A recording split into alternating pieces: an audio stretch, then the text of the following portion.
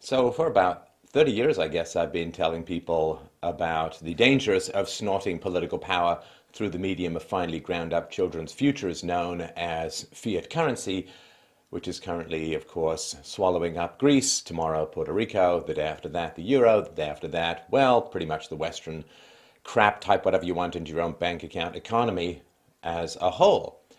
And information just came out, like documents have been released, that show that even if Greece meets all of its financial obligations, it's still going to be massively in debt for decades and decades and decades and decades.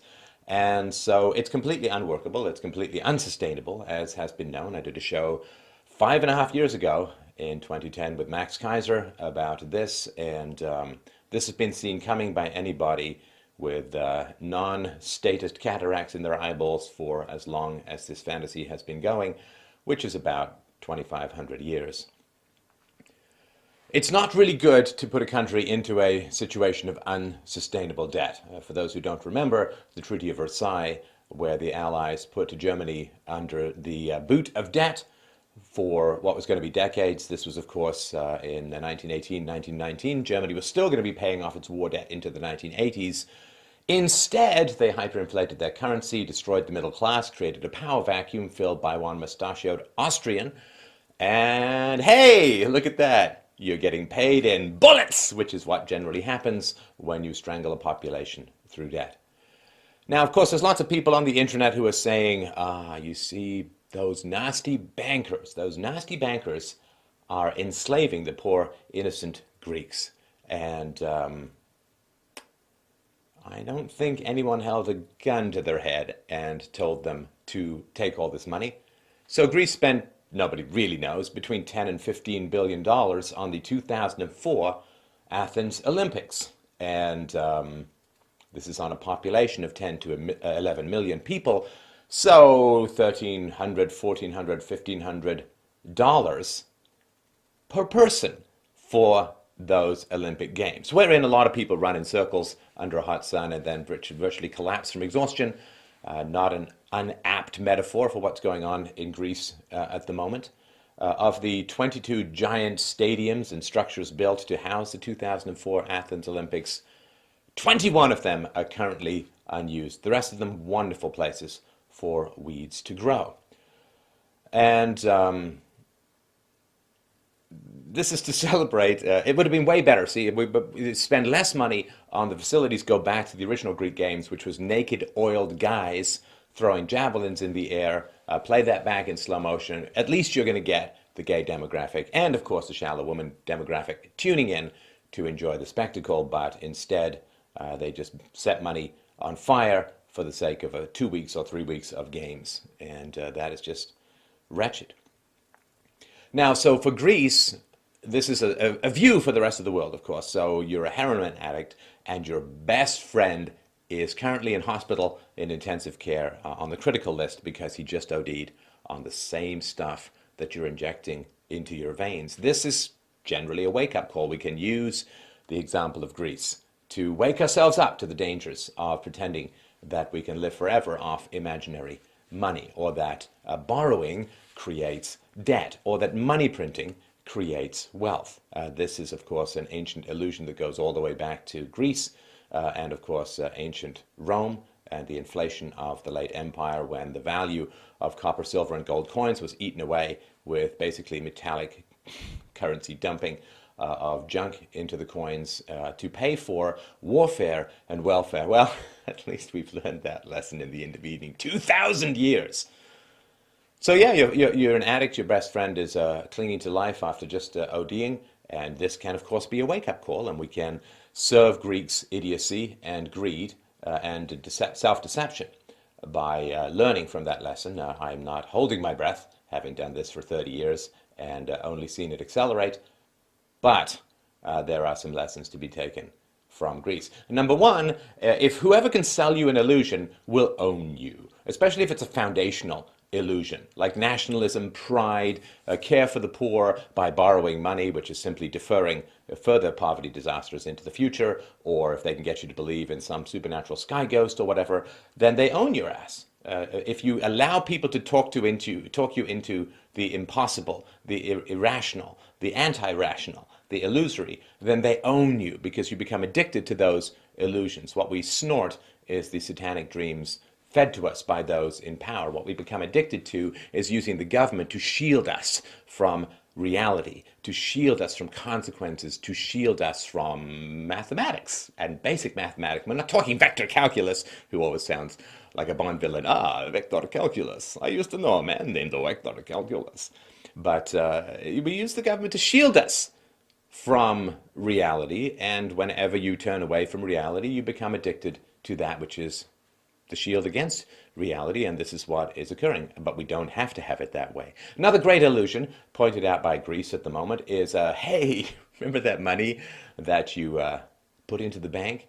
Yeah, well, it's not your money. See, they can just say, nope, you can't have it. Oh, maybe 60 euros just so you can go and buy some cat food to chow down on. Maybe if you're a pensioner, we'll give you 120. But no, you can't have your money.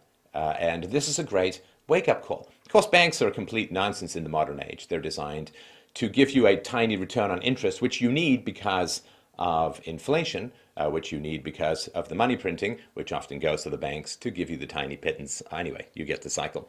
But yeah, it's not your money. You think it's your money, but they can just shut down the banks. Banks are shut down all week in Greece, and there are strict limits on what you can get out of the ATM. There are going to be capital controls, I'm sure, placed even further on what you can take out of the banks. So it's not your money. It's not, they're not holding it for you. They've lent it out. They've poofed it up. They've spent trillions of your dollars to prop up the ruble in the past for a couple of months, as Harry Brown used to say. It's not your money. So that's an important, again, it's not your money. That's the great wake-up call that should be coming out of Greece at the moment. The unemployment, of course, 60% for those under the age of 24, just wretched. It is true.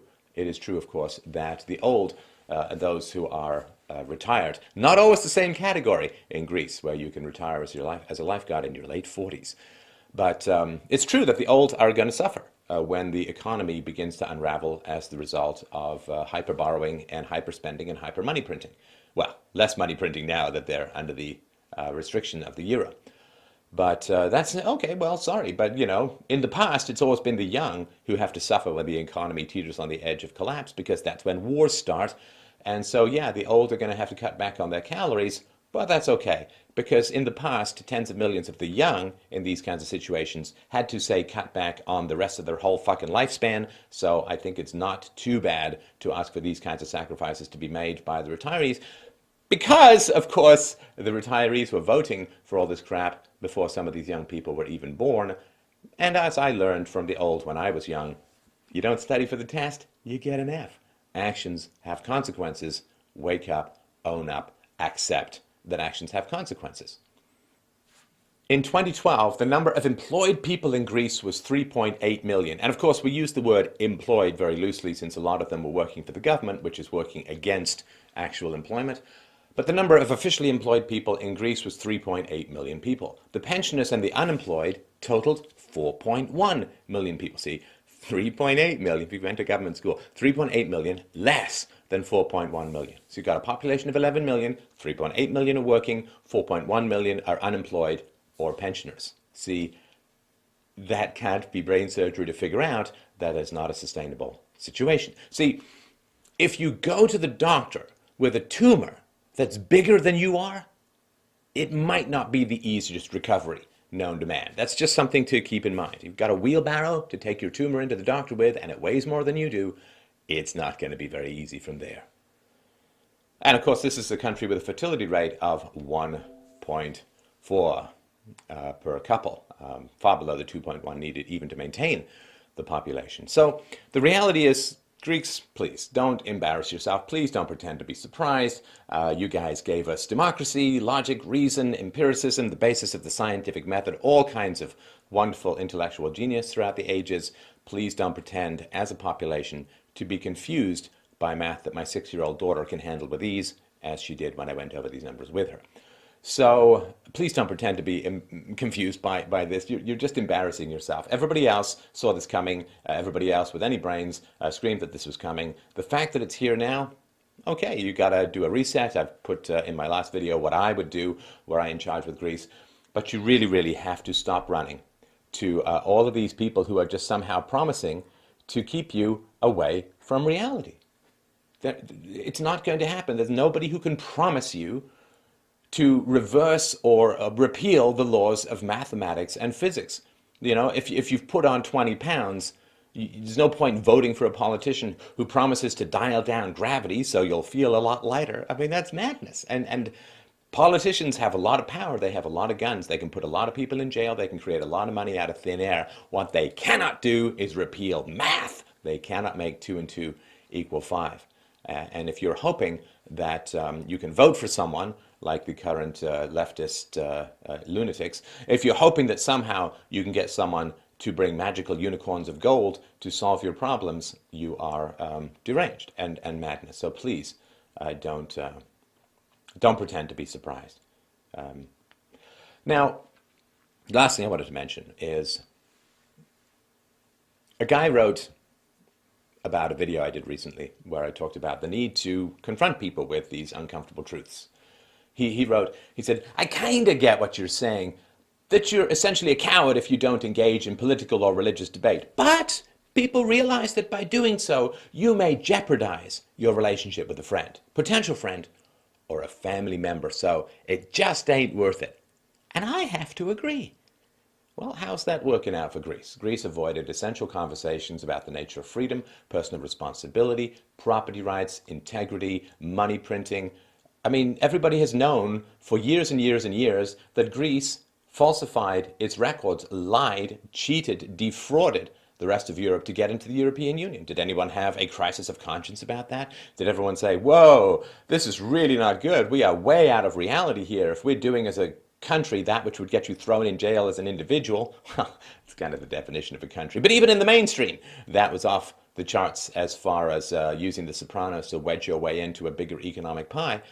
Nobody's no crisis of conscience. People are like, this is what the government does. Well, this is what the government does, and this is what a failure to have conversations about the nature of government, the nature of intergenerational predation, the nature of debt, the nature of vote buying, the nature of rank delusionary overspending. People not having these conversations, and this is where it leads you. You can avoid reality, doesn't mean reality is going to avoid you. So this idea that somehow it's easier just not to have difficult conversations about people. Hey, old people, get your money out of my pockets before I even have pockets while I'm still in the goddamn womb. Stop sucking out my life juice through the umbilical and using it to snort ouzo on some Greek island which has very low taxes. It does not help us to avoid these conversations. It simply makes the result worse. See, there is pain to the limitations of reality. There is pain to mortality. There is pain to aging. Sometimes it shows up in the back of my neck if I sleep funny. There is pain and discomfort to the natural limitations of living in three-dimensional reality. Human desires are infinite and resources are finite, and there is discomfort about bumping up to the natural limits of life.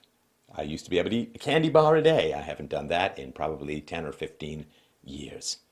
You have to adjust your behavior. Yeah, got to give up smoking. It's bad for you. Got to give up over drinking. Sleeping around is probably going to give you an STD. So you bump up against the limits of reality. And yeah, we're uncomfortable with that. And that's nothing wrong with that. That's why we have technology that extends and expands what we can do in reality. Because limits are uncomfortable. We like to push beyond them. I get that. And there's nothing wrong with that in a free market that produces all kinds of wonderful goodies. But the problem is that the government is a kind of drug that allows you to shield yourself from reality without the necessity of innovation and risk and failure. And that is a huge problem. Civilization does not fall from evil. Evil merely stimulates both greed and vanity in order to have people surrender their rights. If you really care about Greece, you'll support spending $1,400 per head on games that last a couple of weeks. Where's your pride? Where's your vanity? Where's your greed for the unearned? The hell does it matter to you if people from Zimbabwe run faster around a track? What the hell does that have to do with you? It doesn't affect your cardiovascular health. All it does is rip your wallet out through your testicles. So civilizations fall not from evil, but from greed. Greed for the unearned. Greed to break free from the bonds and limitations of living with mortality, of living with finite resources. It is the greed, the delusion, the megalomania that we can become as gods and step outside the bounds of that which limits us. It is the desire to, as Jesus, when he was 40 days in the desert and the devil came to him and said, "You can have the whole world." And he said, "No, no. Knowing where your limits are is essential to the maintenance of civilization." Because if you have a toothache, a terrible toothache, and you take morphine or some pain-killing drug, the morphine will shield you from the pain, but it will not shield you from the disease. Morphine will shield you from the pain. It will not shield you from the disease. Now, governments can shield you from truth, but they cannot shield you from reality. You cannot consume more than you produce forever. If you take morphine for a toothache, you're shielded from the pain, but the disease gets worse. If you use government to shield you from the truth, reality gets more and more brutal. Once we learn this lesson, we will cease forever finding ourselves in these ridiculous, pathetic, vicious, vile, destructive cycles.